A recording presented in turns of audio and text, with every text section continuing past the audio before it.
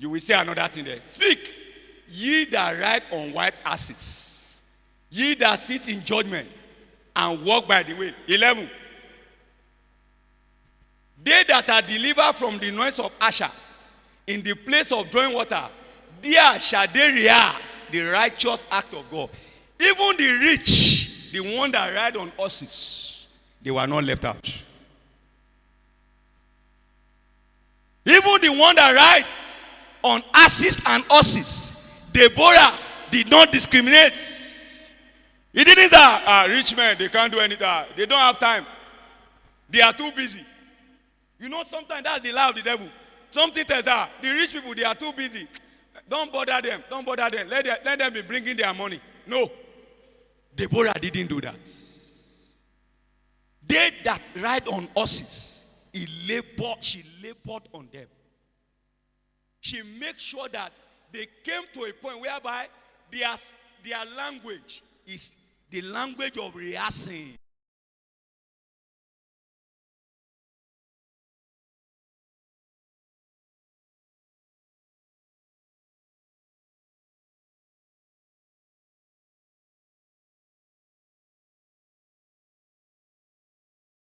Is too busy. The brother, the kind of work, he's a doctor. I have doctors that at all. We have doctor in FMC nurses. They are too busy, but we are going together. They go to villages to take classes, to do missionary work, and yet they are FMC work. Why? They were included. When we envision them, they start running. I'm looking forward to an elder who is into the medical world. All these young people that are going into the medical line, I adopt them as my children. I will carry them in my womb until they break forth. I'm looking for elders that are businessmen who will adopt those that want to say, my own is the platform of business. Who will first adopt them in their world, in their heart, and carry them until they come to the point that God desires for them. Deliberate laboring of our rising. This is the essence of why God has said, this is the time to arise. I'm looking for ICT. Our elders that are into ICT. And they will say, if it is only two brothers that want to, even if it is only one, you will be sitting with him. Are we going to arise and be deliberate about this? We can no more afford to be producing mass production. Enough is enough. We must be deliberate. You must go to heaven to collect the manna and the bread that each of these good needs for them to become what God intended for them to become. I have a young lady. She has lived with me for several years at university. When I met her, because I used to go there to labor, to do a labor. And as I kept laboring over her, God began to speak to me and say, this lady, she will be a lecturer. I said, this lady is too shy. She cannot even stand before people. Then I began to labor. Me and my wife, we began to labor. We brought her home. Sometimes we sat with her at 3 a.m. We are teaching. We are praying. But I don't even know how she will become a lecturer. But I was preparing her for that task. And by the time I said, okay, now it's time for you to go for your master. You have to go for your master. And I told her, I said, will you go back to Achiba? She said, yes. He said, there's no money. I said, forget about money. Money cannot stop God. She obeyed me. And by the time she obeyed me, we started praying. Me and my wife, we started praying. Suddenly, there was a job that opened at Achiba. Very small job. The salary, because we have taught her it's not about salary. It's not about salary. God can take care of you. That consciousness was in her. So when they say, and it's little salary, she said, no problem. So she started, she was going, it was not easy because she has to, sometimes 800 naira, 1,000, 1,215, sometimes she has to use a transport fare. But suddenly, and after 3 months, there was an opening for assistant lecturer. Do you know what God did? God raised one man there. Say, this lady. Because when she graduated from that place, she was the best student in her department. That's how they absorbed her. And before you know it, the money we are looking for in the for master, you know the school now say no problem. You can be from your salary, they can be deducting money. Today, she's a lecturer. Deliberate discipleship until she becomes. I have another one. You know, I'm sharing so that you will know the implication. She finished from Achiba. Again, sorry when I'm talking about Achiba. I labored there very well. When she finished MLS, you know what I told him? I said, go and offer yourself free of charge to FMC. He says, sir, do you know how much money I'll be spending every day? From that place to, no. I said, go. Then he said, yes, sir. He went. He went to the MLA device. He said, sir, I'm a graduate. I'm the charge. The boy every day. Sometimes I will give him some months. Him. He said, this young man, where are you seeing money? Then he put his, he said, it's not FMC that asked me to give you. He gave him 5,000. But I know that God, you know what touches me? The day I went to visit him, it was not yet, it was just a free man there. Somebody come and say, are you the father of this man? I say, yes. By virtue of spirituality, I'm his father. He said, I've never seen a boy like this in this department. They don't pay him. He will be the first person to come in the morning. He will be the last person to leave. Envisioning. You know how God rewarded him? By the time they wanted to do their internship, the man said, if it is only one person they are going to absorb in this, that will be the boy. And they absorbed him. When he finishes, he went to Imo State to serve. As he was finishing service, I've started prayer. I be prayer. I say, God, this young man, what will he do? God said, I should not worry. He's going to settle him. There was an advertisement that came out from FMC. I think that was around October, November last year. I called him and said, young man, can you apply? He said, you know this, the job of that place is always, he said, I said, don't worry, just apply. So he applied. It was during MLR, the Saturday of MLR that I went. We were in the camp together because we are laborers. We are laboring. And I told him, I said, when you are going, make sure you see me so that we can pray together. But unfortunately, he could not see me. So he went. Do you know by the same man, I don't know what happened. This boy was absorbed. They gave him his employment letter about 2 or 3 months ago. And do you know what happened? They now posted him to one village, Oka. They posted him. Immediately they posted him. I started, when he told me, I know that I have 1 month, I started sitting with him about the essence of going to Oka. I began to sit with him. I began to show him from scripture the reason why God has given him that job. That job is not about money. It's about touching life. And you know what excited me? As he got there, he began to touch people. He began to touch them. You know, sometimes all these people, when you come to FM, all this hospital, many of them, they are too impatient. They shout on you. They do this. We are too. But this young man is calm. He will listen to them.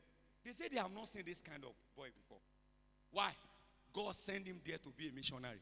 If we are not deliberate in raising men, we will only be producing what? Weakling that cannot achieve anything for God. And out of Zebulun, they that handle the pen of the writer.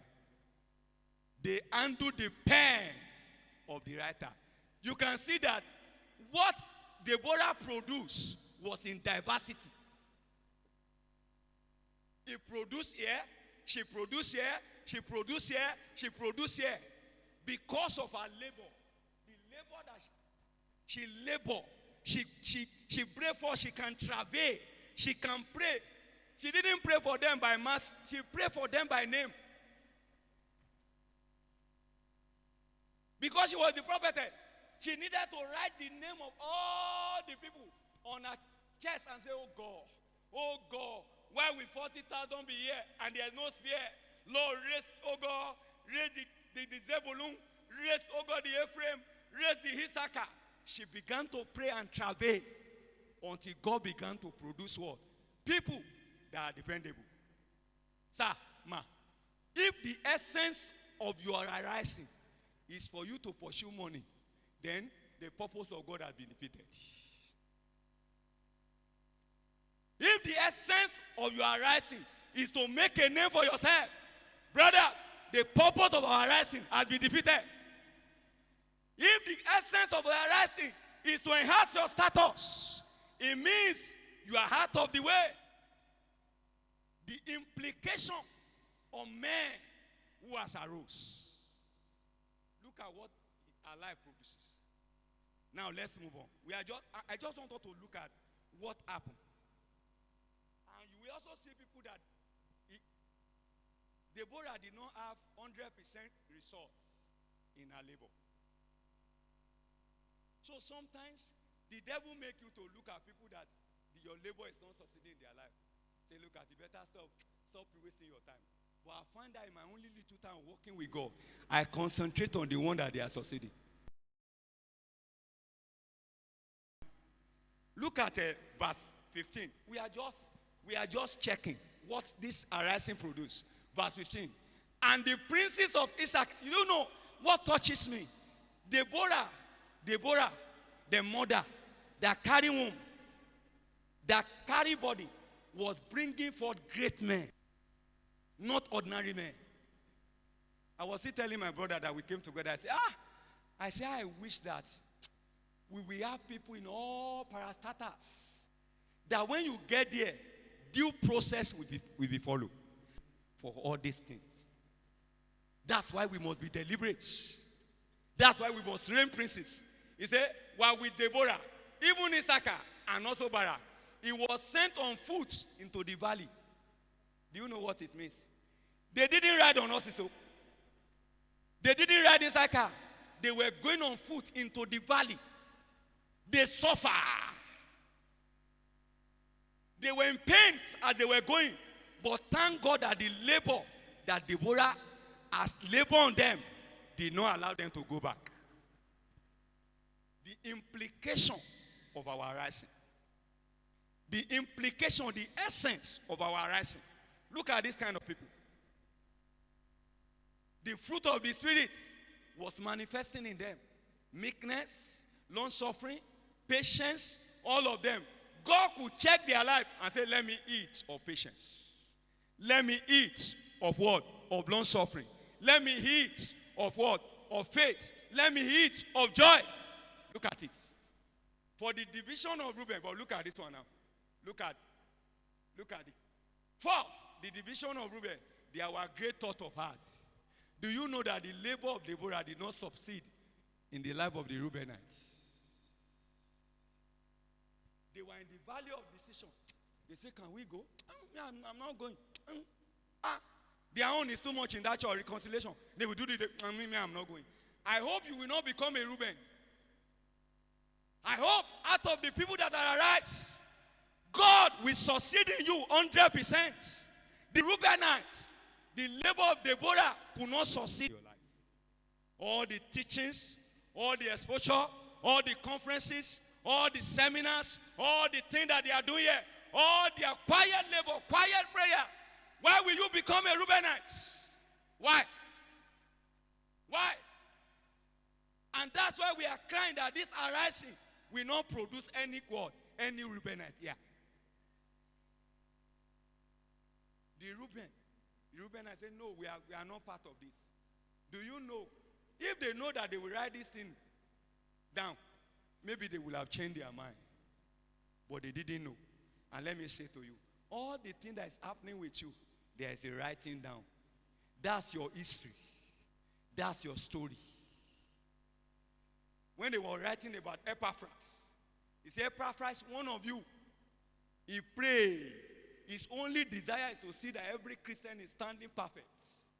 He tried. Even when he was sick, he was still praying. Look at what. I'm not touching more. I want you to just see what that arising produces.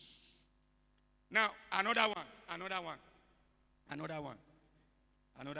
Let's look at verse 17. Verse 17. Gilead abode beyond Jordan. You know the Gileadites. They were the other side of Jordan. They did it this. He's looking forward for us to produce men like this kind of people. Men that carry the life of Christ. Men that has gone to the cross to die.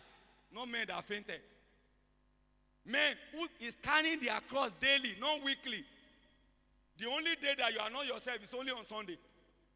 Or Monday to Saturday, you live your normal life. On Sunday, what do? You are not, you change. And if there's anything Jesus spoke about more in the Bible, it's hypocrisy. Hypocrisy. Go and read the Bible. About 50 characters, or more than 55 characters of the Pharisees, you will notice that hypocrisy was the major issue with them. Why will you not allow this? You allow it to be wasted. Why will you allow it not to succeed with you? I'm praying. May God. Now look at the next one. I want to show you verse 18. I love that one. Zebulun and Naphtali were people that jeopardized their lives unto the death in the high places of the field. They didn't love their life to the point of death. Revelation chapter 12 verse 11. Let's read together.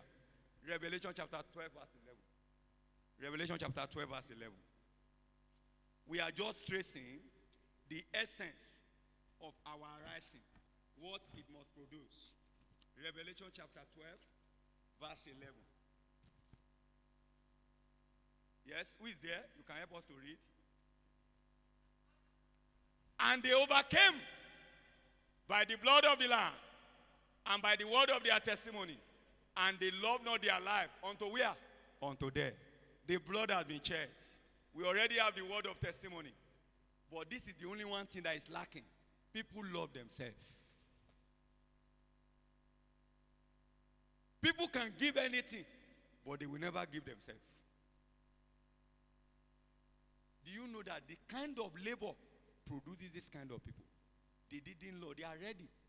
They are ready to die. I was watching a church something about one outside girl, Aisha. This morning I was just watching it. The lady was just 23 years. She was born into a Muslim family. She gave her life to Jesus while in the university. She was married at 10. But she gave her life. And on her way going back, her father had disowned her. The terrorists attacked her. And they took her to their camp. And they told her, say, the first day, second day, deny Jesus. She told them, say, it's better you kill me. This Jesus I've seen. I'm ready to die. And she was beheaded on the third day. Maybe the third or fourth day. Do you know one of the terrorists that was there was baffled? Say, how can this small girl, 23 years old, was so bold, so confident? Say, if you kill me, I'm going to heaven. You are the one that has problems. Say, better give your life. Do you know the terrorist gave his life to Jesus? One of them. They didn't love their life. Unto the point, I'm praying that our labor will not produce. How many of you here, you love your life? You don't want anything to happen to you. Me, no. This one is too much. There's a limit I can go. It is because you don't understand the essence of your rising.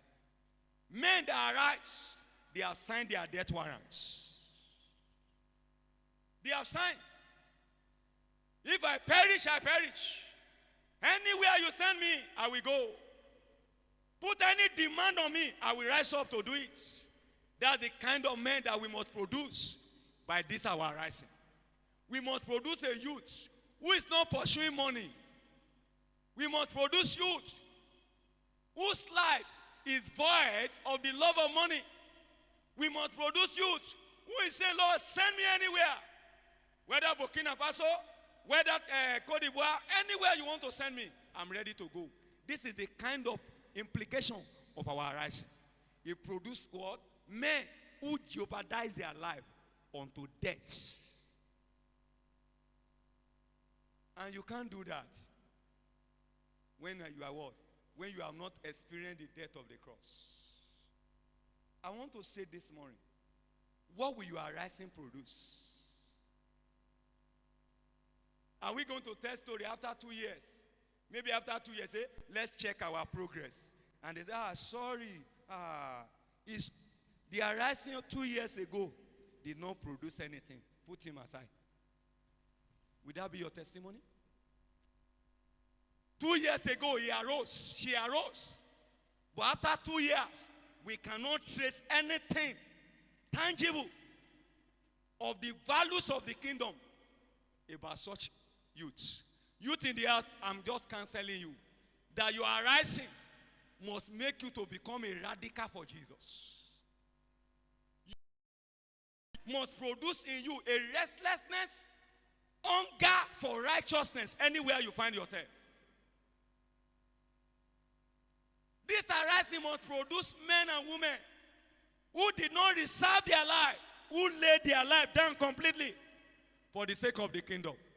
That is the implication of our rising. Look at Deborah. Oh, I'm excited about her. I was so excited as God began to say, do you see what this woman like? Look at it. Please, can you help me to another version? Do you have any Living Bible? Do you have Living Bible? Let's see it in Living Bible. That verse 18. Living Bible. Do you have? Okay, you can help me to read. But Zebulun risk his life. Yes. As did Naphtali on the heights of the battlefield. Aha. Do you see that? We are looking for men who can risk their life for the sake of the kingdom. If I die, I die. I remember many years ago when I was still going to Iduani, sometimes I'm still on the road, 10 p.m. One day, I was coming. After doing my missionary, I wanted to come back home that night. I just come die in this course. To God be the glory. And lo and behold, as I just see, I saw these Fulanis, and there is no way I can hide again. They already saw me. Where will I run? Then there is this song that came, as I journey through the land, singing as I go. I just carry my Bible like this. Then I said, Lord, if I perish, if I run, if they shoot me, what will happen? I'll die. Do you know what happened? That amazed me. I sang this song through their midst, and they were just looking at me like this. I sang, I moved in their midst until I got to the junction of Iduani.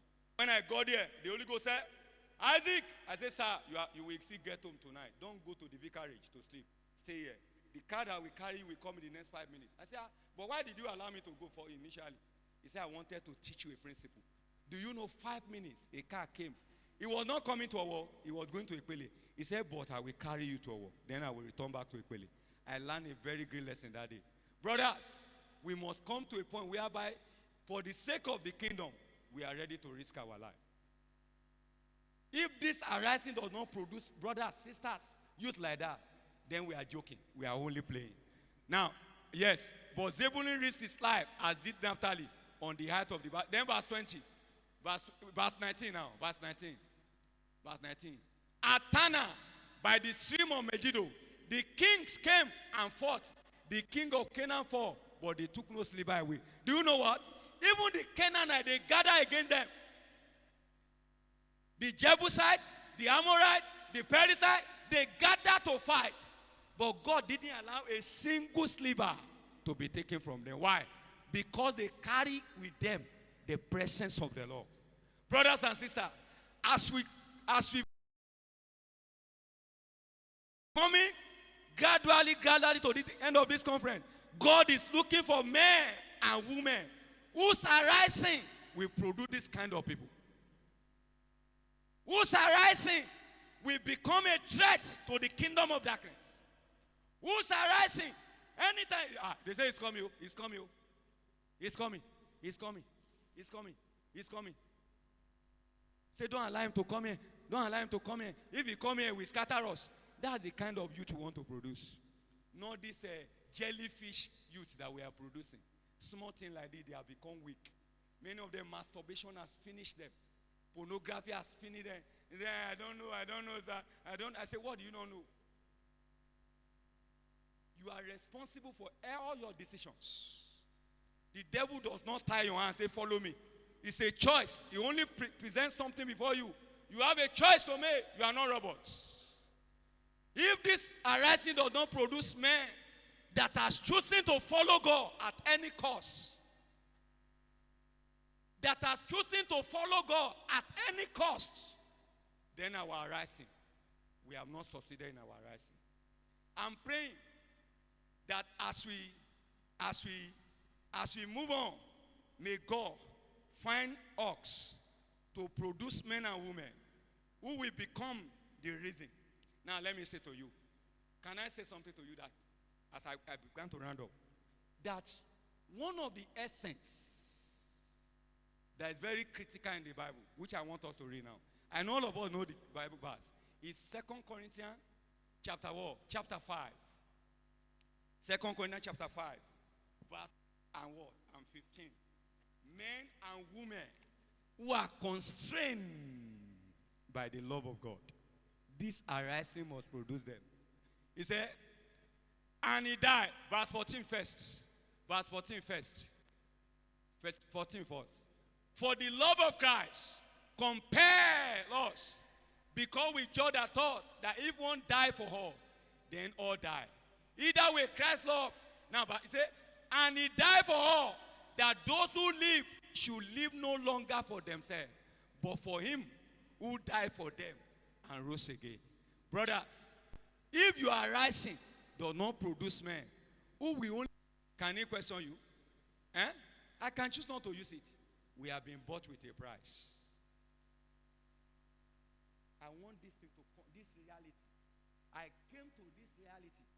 I said, I'll be bought with a price. He said, yes, yes, yes. If I'll be bought, then I'm no longer my own. The owner must decide. Sometimes the owner must decide even the clothes you are going to wear. You are not. If it does not produce such men, then sincerely, all our labor don't produce such men. Then sincerely, all our labor, the money we have spent will be in vain. But I'm trusting God that this thing that God has done in this meeting, it will become generational. You are not hearing me.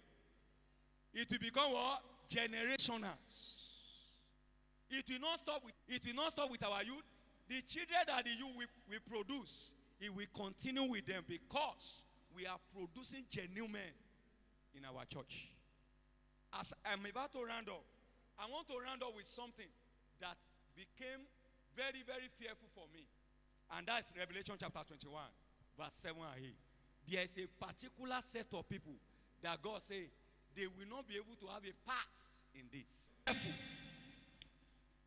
The fearful, but the coward. But the coward. But those that they are afraid to lay their life down, thinking that something terrible will happen to them. What will happen to them? They will have their part in another thing. Can I say fearful? Did they commit fornication? You are not hearing me. Did they fight? They could not stand for what they believe. They could not die for their believing. The day 1 Corinthians chapter 10 verse 13 came to my understanding. He said there is no temptation that has come. I came to